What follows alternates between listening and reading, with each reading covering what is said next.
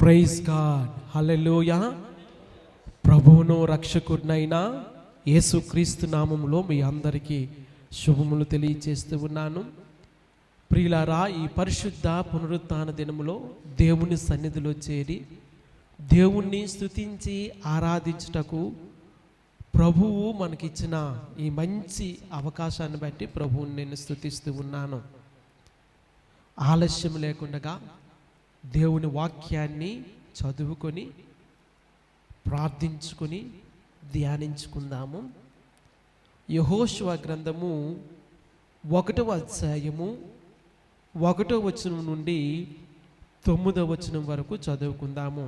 యెహోవా సేవకుడైన మోషే మృతి నొందిన తరువాత యెహోవా నూను కుమారుడును మోషే పరిచారకుడునైన యెహోషువకు ఇలాగూ సెలవిచ్చెను.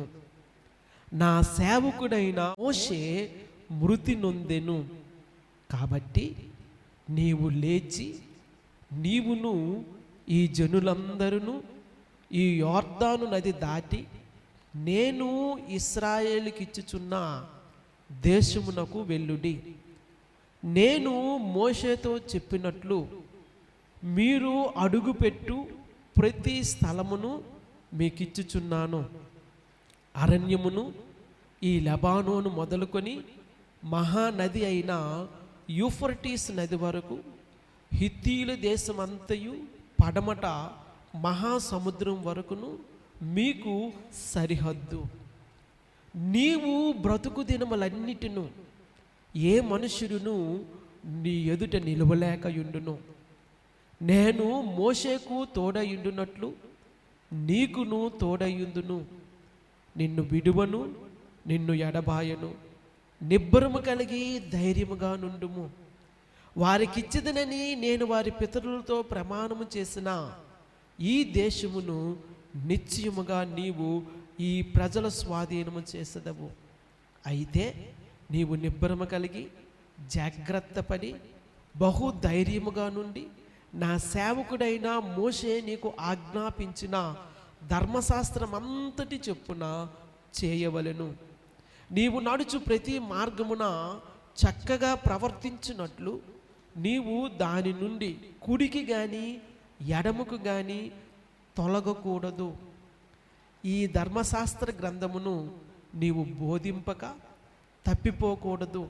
దానిలో వ్రాయబడిన వాటన్నింటి ప్రకారము చేయుటకు నీవు జాగ్రత్త పడినట్లు దివారాత్రము దానిని ధ్యానించిన ఎడల నీ మార్గమును వర్ధిల్ల చేసుకుని చక్కగా ప్రవర్తించెదవు. నేను నీకు ఆజ్ఞ ఇచ్చి ఉన్నాను కదా. నిబ్బరము కలిగి ధైర్యముగా నుండుము, దిగులు పడకము, జడియకము. నీవు నడుచు మార్గమంతటిలో నీ దేవుడైన యెహోవా నీకు తోడయ్యుండును. ప్రార్థన చేసుకుందాము. పరిశుద్ధుడు అయిన తండ్రి, ప్రేమ కలిగిన ఆయన వందనాలు చెల్లిస్తూ ఉన్నాను. మహాగణుడా, మహోన్నతుడా, సర్వశక్తిమంతుడా, పరిశుద్ధుడా, వందనాలు చెల్లిస్తూ ఉన్నాను. ఈ పరిశుద్ధ పునరుత్థాన దినములో మీ పాద సన్నిధిలో చేరి మిమ్మల్ని స్తుతించి ఆరాధించుటకు మీరిచ్చిన ఈ ధన్యతను బట్టి వందనాలు చెల్లిస్తూ ఉన్నాను. దాసుడు తన యజమానుడి వైపు చూస్తూ ఉండినట్లుగా, దాసురాలు తన యజమానురాలి చేతి వైపు చూస్తూ ఉండినట్లుగా ఈ ఉదయకాల సమయంలో మేము మీ వైపు ఆశతో కనిపెట్టి ఉన్నాము. మీ కృప చూపించండి, మమ్మును దర్శించండి. మీ చేతులకి అప్పగించుకుంటూ స్తుతిస్తూ యేసుక్రీస్తు నామములో స్తుతించి ప్రార్థిస్తూ ఉన్నాను, కొనియాడుతూ ఉన్నాను, ఘనపరుస్తూ ఉన్నాను. జీవము గల పరమ తండ్రి, ఆమేన్. దై విల్ బీ డన్, నీ చిత్తము నెరవేర్చబడునుగాక అనే ఈ సిరీస్లో ప్రియులారా, ఈ దినము నుండి యెహోషువ జీవితాన్ని, ఆయన ప్రయాణములో జరిగిన కొన్ని సందర్భాలను మనము ధ్యానించుకుందాము. ప్రియులారా, గడిచిన వారాల్లో మోషే జీవితానికి సంబంధించిన కొన్ని సందర్భాలను మనము ధ్యానించుకున్నాము. మోషే మృతి పొందిన తరువాత ప్రియులారా, ఇశ్రాయేలు ప్రజలను నడిపించేటువంటి ఆ బాధ్యత, ఆ రెస్పాన్సిబిలిటీ యెహోషువ మీదకి వచ్చినట్లుగా మనము చూస్తూ ఉన్నాము. దేవుడు యెహోషువను ఏర్పాటు చేసుకున్నాడు. దేవుని నామానికి మహిమ కలుగును గాక. ఇశ్రాయేలు ప్రజల యొక్క ప్రయాణంలో నూతనమైన అధ్యాయము ప్రారంభించబడింది. హల్లెలూయా. మోషే మరణించాడు. ఆయన విడిచిపెట్టి వెళ్ళినటువంటి ఆ పరిచర్యను కొనసాగించడానికి దేవుడు యెహోషువను సాధనముగా వాడుకుంటూ ఉన్నాడు. దేవుని నామానికి మహిమ కలుగును గాక. యెహోషువ అనే పేరుకు యెహోవా నా రక్షణ అని అర్థము. యెహోషువ యేసుక్రీస్తు ప్రభువారికి ముంగుర్తుగా ఉండినట్లుగా మనము గ్రహించుకోవచ్చు. యెహోషువ ఇశ్రాయేలు ప్రజలందరితో ఐగుప్తు దేశములో బానిసగా జీవిస్తూ ఉన్నాడు. ఆ తరువాత మోషే నాయకత్వంలో యెహోషువ శత్రువులతో పోరాడి సైనికుడయ్యాడు. ఆ తరువాత మోషేకు నమ్మకమైనటువంటి పరిచారకుడిగా ఉన్నాడు. ఆ తరువాత వాగ్దాన దేశంలోనికి వెలుటిలో ఒక వేగు చూచేవాడుగా, ఒక స్పైగా గుర్తింపును తెచ్చుకున్నాడు. అటు తరువాత మోషే విడిచిపెట్టి వెళ్ళిన ఆ పరిచర్యను కొనసాగించడానికి నాయకత్వపు వారసత్వాన్ని పొందుకున్నాడు. దేవుని నామానికి మహిమ కలుగును గాక. యెహోషువ జీవితంలో 5 ప్రాముఖ్యమైన పాత్రలు మనకు కనబడతాయి. Joshua the slave, Joshua the soldier, Joshua the servant, Joshua the spy, Joshua the successor. ప్రియులారా, ఆయన ఒక బానిస, ఆయన ఒక సైనికుడు, ఆయన ఒక పరిచారకుడు, ఆయన ఒక వేగు చూసేవాడు. ఆయన నాయకత్వ వారసత్వాన్ని పొందుకున్నవాడు. దేవుని నామానికి మహిమ కలుగును గాక. ప్రియులారా, ఇటువంటి యెహోషువలు దేవుని సంఘానికి ఈ దినాన కావాలి. దేవుని నామానికి మహిమ కలుగును గాక. ప్రతి ఒక్కరికి ముగింపు ఉంటుంది. ప్రతి ఒక్కరూ వారు చేయవలసిన బాధ్యతలను నిర్వర్తించి వారి సమయం అయిపోయిన తర్వాత వారు దేవుని దగ్గరికి వెళ్ళాల్సి ఉంటుంది. అయితే వారు విడిచిపెట్టి వెళ్ళిన ఆ పరిచర్యను కొనసాగించడానికి యెహోషువ లాంటి వారు దేవునికి కావాలి. దేవుని నామానికి మహిమ కలుగును గాక. ప్రియులారా, దేవుడు మనుషులనైతే తీసుకొని వెళ్ళిపోతాడు, కానీ తన పరిచర్యకు ఎప్పుడు కూడా ముగింపు రానియ్యడు. హల్లెలూయా. దేవుని యొక్క పరిచర్య ముందుకు కొనసాగిపోతూ ఉంటది. దేవుడు ఎవరినో ఒకరిని ఏర్పాటు చేసుకుంటూ ఉంటాడు. తన పరిచర్య నిలిచిపోదు, తన పరిచర్య ఆగిపోదు, తన పరిచర్యను అంతటితో దేవుడు విడిచిపెట్టడు. ప్రియులారా, వారి సమయం అయిపోయిన తర్వాత దేవుని సేవకులు వారు వెళ్ళిపోవచ్చు, దేవుని సన్నిధిలోకి వెళ్ళిపోవచ్చు, కానీ ఆ పరిచర్య మాత్రము ముందుకి కొనసాగుతూనే ఉంటుంది. దేవుని నామానికి మహిమ కలుగును గాక. మోషే గొప్ప పరిచారకుడు, మోషే గొప్ప సేవకుడు, మోషే గొప్ప నాయకుడు, కానీ ఒకానొక సమయం వచ్చింది, దేవుడు ఆయనను పిలుచుకున్నాడు. దేవుడు ఆయనను పిలుచుకున్న తరువాత ఆ సమాజాన్ని అంతటినీ నడిపించడానికి యెహోషువను దేవుడు ఏర్పాటు చేసుకున్నట్లుగా స్పష్టంగా దేవుని వాక్యములో మనము చూస్తూ ఉన్నాము. ప్రియులారా, పరిచర్య ఆగకూడదు. ఎన్నటన్నిటికీ కూడా పరిచర్య ఆగకూడదు.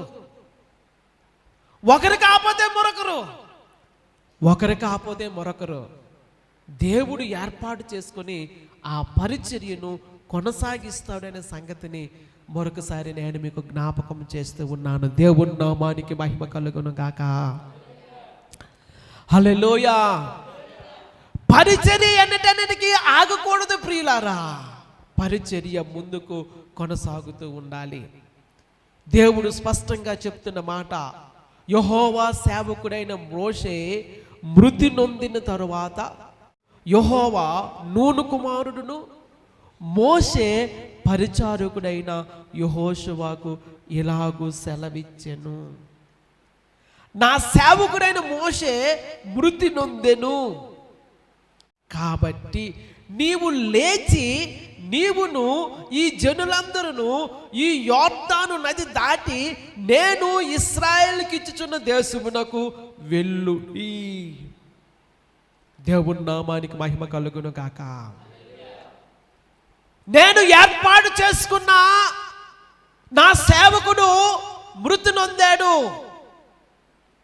అయితే ఆ పరిచర్యను కొనసాగించడానికి నీవు లేచి ఈ ప్రజలందరినీ నడిపించమని దేవుడు ఆజ్ఞాపిస్తా ఉన్నాడు. దేవుని నామానికి మహిమ కలుగును గాక. ప్రియులారా, దేవుడు తను వాగ్దానం చేసినది జరిగిస్తాడు. కానీ అలాగ జరిగించాలి అంటే దేవుడు చెప్పిన మాట ప్రకారము చేయడానికి మనుష్యుడు ఇష్టపడాలి. దేవుని నామానికి మహిమ కలుగును గాక. వాగ్దాన దేశంలోనికి పంపించాలనేది దేవుని యొక్క ఉద్దేశము, దేవుని యొక్క ఆలోచన, దేవుని యొక్క ప్రణాళిక. కానీ అలాగ చెయ్యాలి అంటే లేచి వెళ్ళాలి. ప్రియులారా, దేవుడు తన ఉద్దేశాలను నెరవేర్చాలి అంటే ఆయనతో కలిసి పనిచేసేవారు దేవునికి కావాలి. మరలా చెప్తూ ఉన్నాను ఈ మాట. దేవుడు తన ఉద్దేశాన్ని నెరవేర్చాలి అంటే, తన చిత్తాన్ని నెరవేర్చాలి అంటే, తన ఆలోచన నెరవేర్చాలి అంటే తనతో కలిసి పనిచేసేవారు, ఆయన చెప్పిన మాట ప్రకారము లేచి వెళ్ళేవారు దేవునికి కావాలి. హల్లెలూయా. లాజరును సమాధిలో నుండి తీసుకొని రావటం దేవునికి ఇష్టమే. లాజరు బ్రతికించబడాలి అంటే, సమాధిలో నుంచి సజీవంగా రావాలి అంటే ఆ రాతిని దొర్లించేవారు దేవునికి కావాలి. దేవుని నామానికి మహిమ కలుగును గాక. యేసుక్రీస్తు ప్రభువారు చెబుతున్న మాట, సమాధి ఎదుటనున్న ఆ రాయిని దొర్లించండి. రాయిని దొర్లించేవారు దేవునికి ఉండినట్లయితే మరణములో నుండి జీవములోనికి నడిపించే దేవుడు అక్కడ ఉన్నాడు. దేవుని నామానికి మహిమ కలుగును గాక. ఒకసారి గట్టిగా హల్లెలూయా చెబుదామా. దేవుడు తన వాగ్దానాన్ని నెరవేర్చాలి అంటే తాను చెప్పిన మాట ప్రకారము, తన వాగ్దానము చెప్పున తాను చేసిన ప్రమాణమును బట్టి ఈ ప్రజలను వాగ్దాన దేశంలోనికి నడిపించాలి అంటే అక్కడ లేచి ఆయన మాటకు విధేయత చూపించిన వారు దేవునికి కావాలి. అటువంటి వ్యక్తి యెహోషువ. దేవుని నామానికి మహిమ కలుగును గాక. 3వ వచనం, నేను మోషేతో చెప్పినట్లు మీరు అడుగుపెట్టు ప్రతి స్థలమును మీకు ఇచ్చుచున్నాను. అరణ్యమును ఈ లెబానోను మొదలుకొని మహానది అయిన యూఫ్రటీస్ నది వరకును, హిత్తీయుల దేశం అంతయు పడమట మహాసముద్రం వరకును మీకు సరిహద్దు. ప్రియులారా, దేవుడు చాలా స్పష్టంగా వారు స్వాధీనపరుచుకొని పోవచున్న దేశపు సరిహద్దులను వారికి చూపెడతా ఉన్నాడు. ఇశ్రాయేలు ప్రజల యొక్క జీవితాల్లో దేశాన్ని స్వతంత్రించుకోవడము చాలా ప్రాముఖ్యమైనటువంటి సంగతి. హల్లెలూయా, హల్లెలూయా, హల్లెలూయా. ప్రియులారా, వారు వాగ్దాన దేశంలోనికి ప్రవేశించాలి అంటే, వాగ్దాన దేశంలో అడుగు పెట్టాలి అంటే యోర్దాను నదిని దాటాలి. ప్రియులారా, బైబిల్ గ్రంథంలో యోర్దాను నది అనేది మరణానికి సాదృశ్యంగా ఉంది. వాగ్దాన దేశము వారి ముందుంది. వారు వాగ్దాన దేశంలోనికి ప్రవేశించాలి అంటే యోర్దాను నదిని దాటాలి. ప్రియులారా, మన ముందు దేవుడుంచిన ఆశీర్వాదము స్పష్టంగా మనకు కనబడతా ఉంది.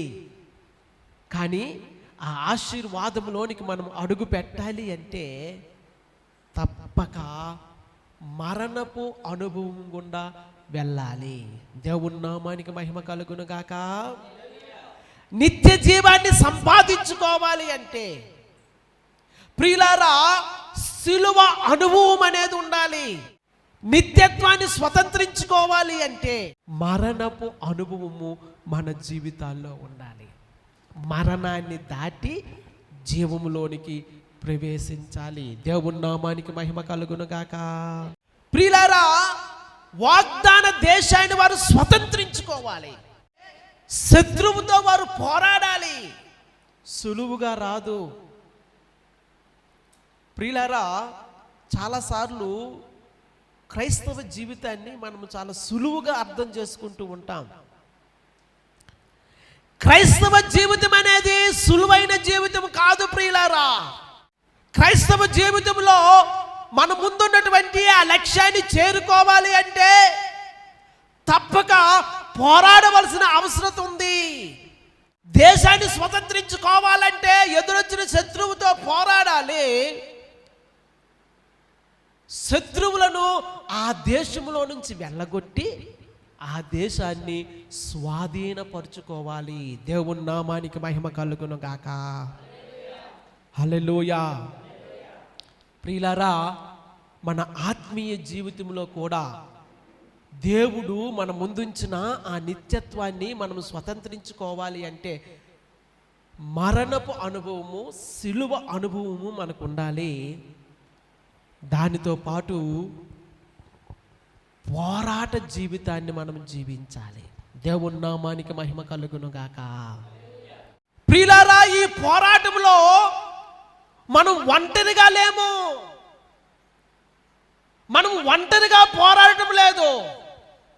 ఈ పోరాటంలో దేవుని వాగ్దానం మనతో ఉంది.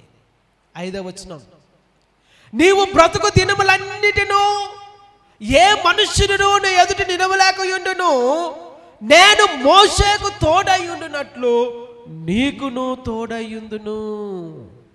దేవుని నామానికి మహిమ కలుగును గాక.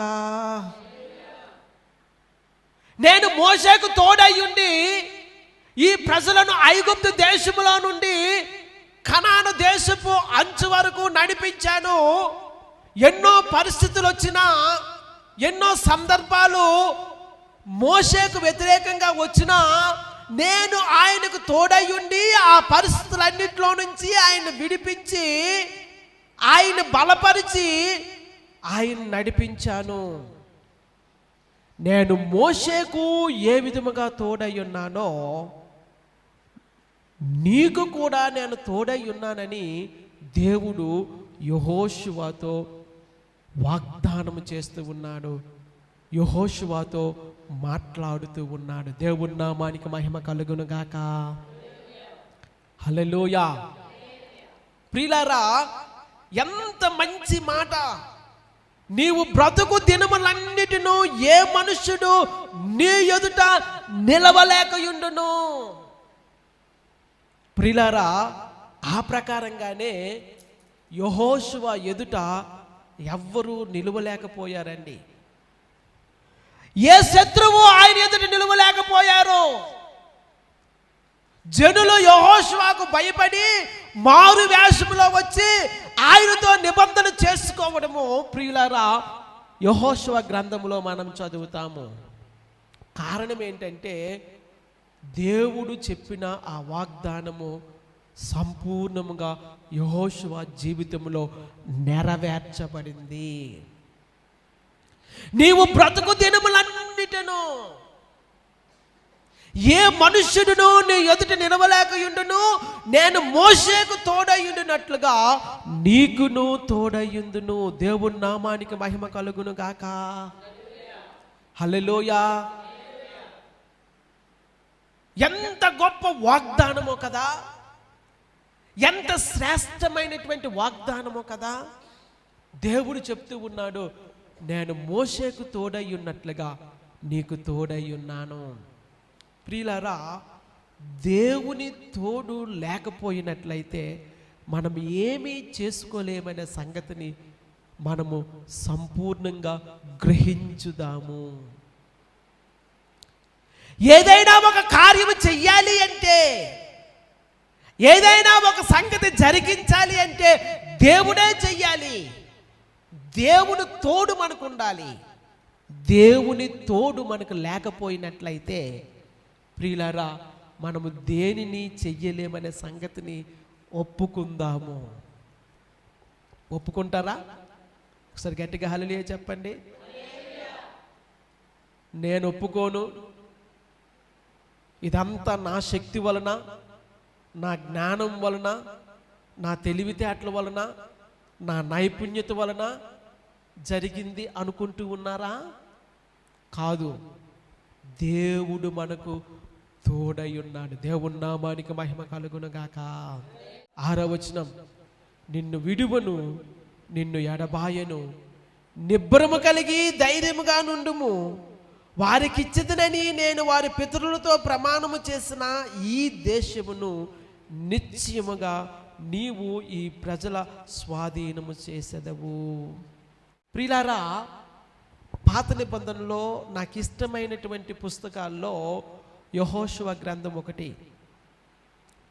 ఎందుకంటే యెహోషువ నాయకత్వంలో ఇశ్రాయేలు ప్రజలు వారికి వాగ్దానం చేసిన దేశాన్ని స్వతంత్రించుకోవడం మనం చూస్తూ ఉన్నాము.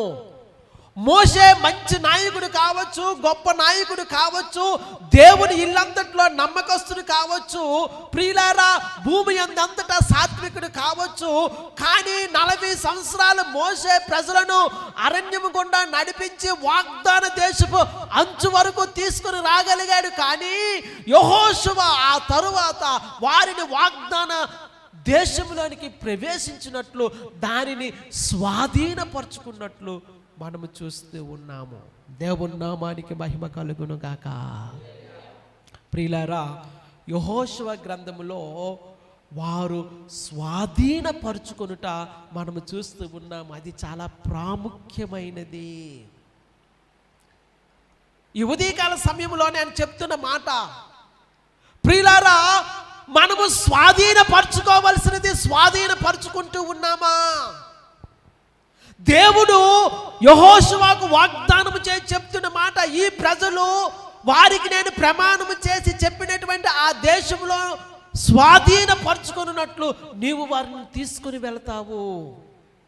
స్వాధీనపరుచుకోవడం అనేది చాలా ప్రాముఖ్యమైనటువంటి సంగతి. దేవుడు మనకిచ్చినటువంటి ఆ ఆధిక్యతను, దేవుడు మనకిచ్చినటువంటి ఆ ధన్యతను ప్రియులారా మనము సద్వినియోగము చేసుకోవలసి ఉన్నది. ఎప్పుడైతే మనము స్వాధీనపరుచుకుంటామో దేవుని యొక్క చిత్తము, దేవుని యొక్క ఉద్దేశము, దేవుని యొక్క సంకల్పము 100% నెరవేర్చబడతా ఉంది. స్వాధీనపరుచుకునే ఆ మనస్తత్వము మనకు ఉండాలి. దేవుని నామానికి మహిమ కలుగును గాక. యెహోషువ నాయకత్వంలో వారు వాగ్దాన దేశంలోనికి ప్రవేశించినప్పటికీ ఒక విచారకరమైన సంగతి ఏంటంటే, దావీదు రాజైనంత వరకు, సొలొమోను కాలం వరకు కూడా వారు కొన్ని ప్రదేశాలను స్వాధీనపరచుకోలేకపోయారు. ప్రియులారా, మరలా చెప్తూ ఉన్నాను ఈ మాట, జాగ్రత్తగా ఆలోచన చెయ్యండి. ఆ దేశాన్ని మీరు స్వాధీనపరచుకున్నట్టుకు వెళ్ళండి అని చెప్పిన తర్వాత యెహోషువ నాయకత్వంలో వారు ఆ దేశంలోకి ప్రవేశించిన తర్వాత దావీదు రాజైనంత వరకు కూడా కొన్ని ప్రదేశాలను వారు స్వాధీనపరచుకోలేకపోయారు, శత్రువులను వెళ్ళగొట్టలేకపోయారు. ప్రియులారా, దాని ప్రతిఫలం ఏంటో తెలుసా? ఎవరి మధ్య అయితే వారు నివసించారో, ఏ ప్రజలనైతే వారు వెళ్ళగొట్టకుండా ఉండనిచ్చారో, ఏ ప్రజలైతే వారు వెళ్ళగొట్టకుండా సంపూర్ణముగా స్వాధీనపరచుకోలేదో ఆ ప్రజలు వీరికి కీడుగా, ఆ ప్రజలు వీరికి ప్రక్కలో బల్లెముగా తయారయ్యారు. ఆ ప్రజల వలన తిరిగి విగ్రహారాధన నేర్చుకున్నారు, వారి అలవాట్లు నేర్చుకున్నారు, వారి పద్ధతులు నేర్చుకున్నారు. అందువలన మరలా దేవునికి వారు విరోధముగా మారిపోయారు. ప్రియులారా, చాలా ఆత్మీయ పాఠం ఏంటంటే, నీవు నేను దేవుని కొరకు సంపూర్ణంగా స్వాధీనపరచుకోవాలి. స్వాధీనపరచుకోలేని సంగతులు ఏవైనా ఉంటే అవి మనకు ఉచ్చులాగా తయారవుతాయి, అవి మనకు ముళ్ళులాగా తయారవుతాయి, అవి మనలను దేవుని యొద్ద నుండి వెనక్కి లాగివేస్తాయి. కనుక శత్రువుని వెళ్ళగొట్టి సంపూర్ణంగా స్వాధీనపరచుకునమని దేవుడు చెప్పినప్పుడు సంపూర్ణంగా మనము దాన్ని స్వాధీనపరచుకోవాలి. దేవుని నామానికి మహిమ కలుగును గాక. ఒక చిన్న చోటిచ్చిన, ఒక చిన్న విషయంలో అలక్ష్యం చూపినా అది మనకు ఉచ్చులాగా తయారవుతుంది అనే సంగతిని మనం ఎప్పుడు కూడా జ్ఞాపకం పెట్టుకుంటూ ఉండాలి. దేవుని నామానికి మహిమ కలుగును గాక. హల్లెలూయా. ప్రియులారా, మన జీవితాలు సంపూర్ణంగా దేవునికి సమర్పించబడాలి. ఇంకా దేవునికి సమర్పించుకోలేని అంశాలు మన జీవితాల్లో ఏ చిన్నదున్నా ప్రియులారా గొప్ప నష్టాన్ని మనము ఎదురు చూస్తాము. స్వాధీనపరచుకోవాలి అంటే, స్వతంత్రించుకోవాలంటే దానికి తగిన మూల్యాన్ని చెల్లించాలి, దానికి తగిన వెలను చెల్లించాలి, దానికి తగిన సమర్పణ ఉండాలి. దేవుని నామానికి మహిమ కలుగును గాక. హల్లెలూయా. ముందుగా చెప్పినట్లుగా స్వాధీనపరచుకోవాలి అంటే మరణాన్ని దాటాలి, శత్రువుని ఎదుర్కొనాలి, శత్రువును ఓడించి ఆ ప్రాంతాలను దేవుని కొరకు మనము సంపాదించుకోవాలి. దేవుని నామానికి మహిమ కలుగును గాక. హల్లెలూయా. 7వ వచనం, అయితే నీవు నిబ్బరము కలిగి జాగ్రత్త పడి బహుధైర్యముగా నుండి నా సేవకుడైన మోషే నీకు ఆజ్ఞాపించిన ధర్మశాస్త్రం అంతటి చొప్పున చేయవలెను. నీవు స్వాధీనపరచుకోవాలి అంటే, నీవు స్వతంత్రించుకోవాలి అంటే, ఈ ప్రజలను వాగ్దాన దేశంలోనికి నడిపించాలి అంటే, అక్కడుండే శత్రువును వెళ్ళగొట్టి ఆ దేశాన్ని దేవుని కొరకు నువ్వు సంపాదించుకోవాలి అంటే, ఇదిగో నా సేవకుడైన మోషే ఇచ్చిన ధర్మశాస్త్రము చొప్పున నీవు జీవించాలి. ప్రియులారా, ధర్మశాస్త్రము అనేది దేవుని వాక్యమై ఉన్నది. దేవుని నామానికి మహిమ కలుగును గాక. దేవుని నీ జీవితంలో వాగ్దానము చేసింది స్వతంత్రించుకోవాలి అంటే, దేవుని నీ జీవితంలో వాగ్దానము చేసినది స్వాధీనపరుచుకోవాలి అంటే దేవుని వాక్యానుసారముగా మనం జీవించాలా. దేవుని వాక్యాన్ని దివారాత్రములు ధ్యానించాలి. దేవుని నామానికి మహిమ కలుగును గాక. అందుకే నేను పదే పదే పదే పదే చెప్తూ ఉన్నాను, వాక్యాన్ని చదవండి.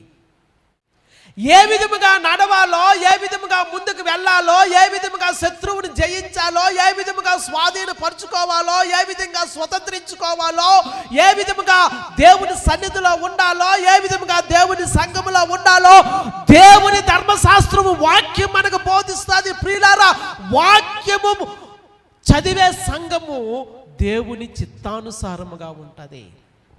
దేవుని నామానికి మహిమ కలుగును కాక. నీవు నడుచు ప్రతి మార్గమున చక్కగా ప్రవర్తించున్నట్లు నీవు దాని నుండి కుడికి కానీ ఎడమకు కానీ తొలగకూడదు. దేవుని నామానికి మహిమ కలుగును గాక. కుడికి కానీ ఎడమకు కానీ తొలగిపోకూడదు. వాక్యానుసారముగా జీవించాలి. మనము ఏదైతే చెయ్యాలో అది చెయ్యలేకపోవడము ఎడమకు తొలగిపోవడాన్ని సూచిస్తూ ఉంది. దేవుడు ఫలానా విషయాన్ని చెయ్యమని అడుగుతూ ఉండినప్పుడు, దేవుడు ఫలానా సంగతిని చెయ్యమని అడుగుతూ ఉండినప్పుడు దాన్ని మనం చెయ్యలేకపోయామనుకోనండి, మనము ఎడమకు తొలగిపోయినట్టు. దేవుడు ఏదైనా ఒక విషయాన్ని మనకు బోధిస్తే దానిని మనం చెయ్యలేకపోయినట్లయితే మనము ఎడమకు తొలగిపోయినట్లు. ఎందుకంటే దాన్ని మనం చెయ్యలేకపోతూ ఉన్నాము కనుక దానిని చేసే విషయంలో మనము తక్కువ వారముగా కనబడతా ఉన్నాము. అది దేవుని దృష్టిలో మంచిది కాదు. దేవుడు ఏదైతే చెప్పాడో ఆ ప్రకారంగా మనము చెయ్యాలి. దేవుని నామానికి మహిమ కలుగును గాక. అలాగే మరికొన్ని సార్లు కుడికి తప్పిపోతూ ఉంటామంటే దాని అర్థం ఏంటంటే దేవుడు చెప్పిన దానికంటే ఎక్కువ చేయడానికి ప్రయత్నం చేస్తూ ఉంటాము. మన పరిభాషలో చెప్పాలంటే ఎక్స్ట్రాస్. చెప్పిన దాన్ని చేయలేకపోవడం ఒకటైతే చెప్పిన దానికంటే మరింకా ఎక్కువ చేయడానికి ప్రయత్నం చేయడము మరొకెత్తు. ప్రియులారా, క్రైస్తవ జీవితంలో ఇది చాలా ప్రమాదకరమైనది. చెప్పింది చేయలేకపోవడం మన పాపం, చెప్పింది చేయలేకపోవడం మనకు అవిధేయత, చెప్పింది చేయలేకపోవడము మన యొక్క వైఫల్యము. కానీ చెప్పిన దానికంటే ఎక్కువ చేయడానికి ప్రయత్నం చేయడము దేవుని కంటే ముందుగా వెళ్ళడానికి ప్రయత్నించడము. హల్లెలూయా. సౌలును ఉదాహరణగా తీసుకుందాము. రాజైన సౌలుతో దేవుడు చెప్పిన మాట ఏంటంటే, నీవు అమాలేకీయులను సంపూర్ణంగా నాశనము చేసి వారి పేరును భూమి మీద నుండి తుడుపు పెట్టాలి అని ఆజ్ఞాపించాడు. ప్రియులారా, మంచిదే, సౌలు ఆ విధంగానే చేశాడు. స్త్రీలను, పురుషులను, పిల్లలను, పెద్దలను, వారి యొక్క పశువులను సంపూర్ణంగా హతమార్చాడు. కానీ ఆయన చేసినటువంటి అతి శ్రేష్టమైన పశువులను దేవునికి బలి అర్పించడానికి మిగిల్చాడు. దేవుడు అడిగాడా? దేవుడు ఆ మాట చెప్పాడా? దేవుడు చెప్పిన మాట ఏంటి? నీవు అమాలేకీయుల మీద పడి వారిని బొత్తిగా నాశనం చేయాలి, అమాలేకీయులు అనేటువంటి ఆ పేరు ఈ భూమి మీద తుడుపు పెట్టబడాలి అని దేవుడు చాలా ఖచ్చితంగా ఆజ్ఞాపిస్తే సౌలు వారిని హతమార్చి, సౌలు వారి మీద పడి వారిని హతమార్చి వారిని నాశనం చేశాడు. కానీ దేవుని కొరకు శ్రేష్టమైన పశువులను తీసుకొచ్చి దేవునికి బలి ఇవ్వాలి అని, లేదా దేవునికి బలి అర్పణ చేయాలని ఉద్దేశించాడు. ఇది కుడికి తొలగిపోవడం అంటే. దేవుడు వాక్యానికి విరుద్ధముగా ఎడమకు తొలగిపోవడం అంటే దేవుడు చెప్పిన వాక్యానుసారముగా జీవించకపోవడము. దేవుని వాక్యము నుండి కుడికి తొలగిపోవడం అంటే దేవుడు చెప్పిన దానికంటే అతిగా చేయడానికి ప్రయత్నించడము. ప్రియులారా, ఈ రెండు కూడా దేవుని దృష్టిలో ప్రమాదకరమైనవి. దేవుడు చెప్పిన దానికంటే తక్కువ చేయకూడదు, దేవుడు చెప్పిన దానికంటే ఎక్కువ చేయకూడదు. ప్రియులారా, ఇది చాలా ప్రాముఖ్యమైన మాట. మన ఆత్మీయ జీవితంలో, మన ప్రయాణంలో కుడికి మనం తప్పిపోకూడదు, ఎడమకు తప్పిపోకూడదు. ఎడమకు తప్పిపోవడం అంటే దేవుడు మన దగ్గర నుంచి ఏదైతే కోరుతూ ఉన్నాడో దానికి తగినట్లుగా జీవించకపోవడము. కుడికి తప్పిపోవడం అంటే దేవుడు మన యొద్ద నుంచి ఏదైతే కోరుతూ ఉన్నాడో దానికి మించి చేయడానికి ప్రయత్నం చేయడము. ఈ రెండు ప్రమాదకరమైనవి. 8వ వచనం, ఈ ధర్మశాస్త్రము నువ్వు బోధింపక తప్పిపోకూడదు, దానిలో వ్రాయబడిన వాటన్నింటి ప్రకారము చేయుటకు నీవు జాగ్రత్త పడినట్లు దివారాత్రము దాన్ని ధ్యానించిన ఎడల నీ మార్గమును వర్ధిల్లింప చేసుకుని చక్కగా ప్రవర్తించెదవు. దేవుని నామానికి మహిమ కలుగును గాక. దేవుని వాక్యాన్ని దివారాత్రములు ధ్యానించాలి. ప్రియులారా, ఎవరైతే దేవుని వాక్యాన్ని దివారాత్రంలో ధ్యానిస్తారో వారు ఆకు వాడక తమ కాలమందు ఫలమిచ్చు చెట్టు వలె ఉన్నారు. దేవుని నామానికి మహిమ కలుగును గాక. ప్రియులారా, దివారాత్రములు దేవుని వాక్యాన్ని ధ్యానించాలి. కుడికి కానీ ఎడమకు కానీ తొట్టిల్లకూడదు. దేవుడు ఏదైతే మనకు నిర్దేశించాడో ఆ నిర్దేశించిన వాక్యానుసారముగా మనము జీవించాలి. 9వ వచనం చెప్పి నేను ముగిస్తాను. 9వ వచనము, నేను నీకు ఆజ్ఞ ఇచ్చి ఉన్నాను కదా, నిబ్బరము కలిగి ధైర్యముగా నుండుము, దిగులు పడకము, జడియకము, నీవు నడుచు మార్గమంతటిలో నీ దేవుడైన యెహోవా నీకు తోడైయుండును. ప్రియులారా, దేవుడిస్తున్నటువంటి శ్రేష్టమైన వాగ్దానము, నేనే నీకు ఆజ్ఞ ఇచ్చి ఉన్నాను కదా. దైవికమైన ఆజ్ఞ. ఆజ్ఞాపించిన వాడు మనుష్యుడు కాదు, ఆజ్ఞాపించిన వాడు సామాన్యమైన వ్యక్తి కాదు, ఆజ్ఞాపించిన వాడు దేవుడే. దేవుడు ఆజ్ఞాపిస్తే దేవుడు మనకు ఎల్లప్పుడూ తోడుగా ఉంటాడు. దేవుని నామానికి మహిమ కలుగును గాక. మనుష్యులు ఆజ్ఞాపిస్తే, మనుష్యులు మాట ఇస్తే దానిని మనము నమ్మలేము. కానీ దేవుడు ఆజ్ఞాపిస్తే దేవుడు ఆ కార్యాన్ని తప్పక నెరవేరుస్తాడు. దేవుని నామానికి మహిమ కలుగును గాక. నేను నీకు ఆజ్ఞ ఇచ్చి ఉన్నాను కదా, నిబ్బరము కలిగి ధైర్యముగా నుండుము, దిగులు పడకము, జడియకము, నీవు నడుచు మార్గం అంతటిలో నీ దేవుడైన యెహోవా నీకు తోడయ్యుండును. నేను నీకు తోడై ఉంటానని దేవుడు చెప్తే, నేను నీతో వస్తానని దేవుడు చెప్తే దేవుడు తప్పక వస్తాడు. దేవుడు తప్పక ఆ మార్గం అంతటిలో నిన్ను నడిపిస్తాడు. మనుష్యుని మాట కాదు ఇది, ఒక సాధారణమైన వ్యక్తి చెప్పే మాట కాదు ఇది. దేవాది దేవుడు చెప్తున్న మాట, నేనే కదా ఆజ్ఞాపించాను, నేనే కదా చెయ్యాలని ఉద్దేశించాను, నేనే కదా పంపిస్తూ ఉన్నాను, నేను నీకు తోడుగా ఉంటాను. ఏ పరిస్థితి అయినా, ఏ స్థితి అయినా, ఏ కష్టమైనా, ఏ నష్టమైనా, ఏ బాధ అయినా, ఏ శ్రమ అయినా, ఏ ఇరుకైనా, ఏ ఇబ్బంది అయినా, ఏదైనప్పటికీ కూడా నేనే కదా ఆజ్ఞించి ఉన్నాను, నేనే కదా మాట చెప్పి ఉన్నాను, నేనే కదా ఈ సంగతి నీకు తెలియజేశాను, నేనే కదా నిన్ను పంపిస్తూ ఉన్నాను, నేను నీకు తోడుగా ఉంటాను. హల్లెలూయా. ప్రియులారా, ఈ మాట చదివినప్పుడు మన ప్రభువు మనకు చెప్పిన మాట ఒకటి గుర్తొస్తా ఉంది నాకు. యేసుక్రీస్తు ప్రభు వారు ఇచ్చినటువంటి ఆ ప్రధాన ఆజ్ఞ చదువుదామా ఒక్కసారి ఆ మాట. మత్తయి సువార్త 28వ అధ్యాయము 19వ వచనం నుండి, కాబట్టి మీరు వెళ్ళి సమస్త జనులను శిష్యులుగా చేయుడి, తండ్రి యొక్కయు కుమారుని యొక్కయు పరిశుద్ధాత్మ యొక్కయు నామములోనికి వారికి బాప్తిస్మం ఇచ్చుచు నేను మీకు ఏ ఏ సంగతులను ఆజ్ఞాపించుతునో వాటినన్నిటినీ గైకొనవలనని వారికి బోధించుడి.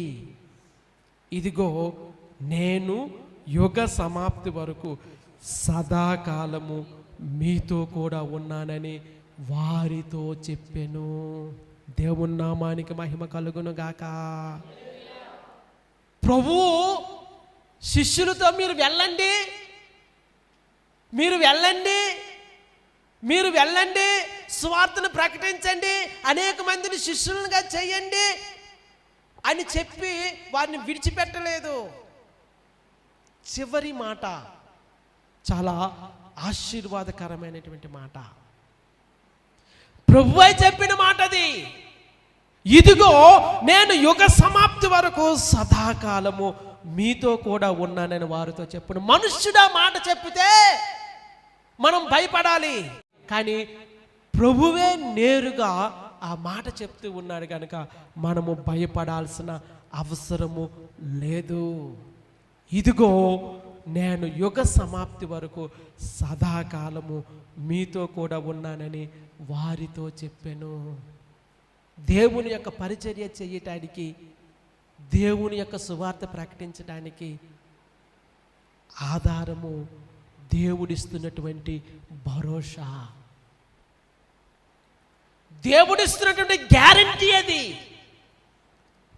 నేను మిమ్మల్ని పంపిస్తూ ఉన్నాను, మీరు వెళ్ళి సువార్తను ప్రకటించండి, అనేక మందిని శిష్యులుగా చేయండి, తండ్రి యొక్కయు కుమారుని యొక్కయు పరిశుద్ధాత్మ నామములో వారికి బాప్తిస్మం ఇవ్వండి, నేను ఏ ఏ సంగతులను మీకు బోధించానో ఆ సంగతులన్నీ మీకు బోధించండి. ఇదిగో యుగ సమాప్తి వరకు నేను మీకు తోడై ఉన్నాను. దేవుడు చెప్పిన మాట కనుక భయపడక సువార్త పనిలో మనం ముందుకు వెళ్ళాల్సినటువంటి అవసరత ఎంతైనా ఉంది. ప్రియులారా, యెహోషువకు కావలసినవి సలహాలు కాదు, యెహోషువకు కావలసినది ప్రోత్సాహం. Not advices but encouragement. ప్రియులారా, దేవుడు చాలా స్పష్టంగా యెహోషువతో చెప్తూ ఉన్నాడు, భయపడకు, నిబ్బరముగా ఉండు, నేను నీకు తోడై ఉన్నాను. ఏ పరిస్థితి అయినా, ఏ స్థితి అయినా, ఎటువంటి పరిస్థితులు గుండా ప్రయాణము చేసినా దేవుడు నీకు తోడై ఉన్నాడనే సంగతిని మర్చిపోకూడదు. దేవుడు మనతో సదా ఉన్నాడు కనుక ఆయన చిత్తాన్ని జరిగిస్తూ దేవుని సువార్త పని చేయుటలో మనం ముందుకు వెళ్ళాలి అని ప్రోత్సాహపరుస్తూ ఈ నా మాటలు ముగిస్తూ ఉన్నాను. అటువంటి కృపను పరిశుద్ధ ఆత్మదేవుడు మనందరికీ ఇచ్చి నడిపించి దీవించి ఆశీర్వదించునుగాక. ఆమేన్. ప్రార్థన చేసుకుందాము. పరిశుద్ధుడు అయిన తండ్రి, ప్రేమ కలిగిన ఆయన, వందనాలు చెల్లిస్తూ ఉన్నాను. మహాగణుడా, మహోన్నతుడా, సర్వశక్తిమంతుడా, కృతజ్ఞతలు చెల్లిస్తూ స్తుతిస్తూ ఉన్నాను. మీ దయించి దీవించి దర్శించుమని ప్రార్థిస్తూ ఉన్నాను. భయపడక నిబ్బరముగా ఉండు అని వాగ్దానం చేస్తున్న దేవుడవు నీవు. తండ్రి, మా ఈ జీవితంలో, ఈ ప్రయాణంలో మేము వెళుతూ ఉండినప్పుడు భయపడే సందర్భాలు, దిగులు పడే సందర్భాలు ఎన్నో ఉంటాయి. ప్రభువా, మీరు మాకు తోడై ఉన్నారని విశ్వసించుటకు మీ కృప చూపించమని ప్రార్థిస్తూ ఉన్నాను. ఇదిగో యుగ సమాప్తి వరకు నేను మీకు తోడై ఉన్నానని చెప్పిన మీ వాగ్దానాన్ని బట్టి మీకే కృతజ్ఞతలు చెల్లిస్తూ స్తుతిస్తూ మీ దయించమని ప్రార్థన చేస్తూ యేసుక్రీస్తు నామములో స్తుతించి ప్రార్థిస్తూ ఉన్నాను, కొనియాడుతూ ఉన్నాను, కనపరుస్తూ ఉన్నాను. జీవము గల పరమ తండ్రి, ఆమేన్.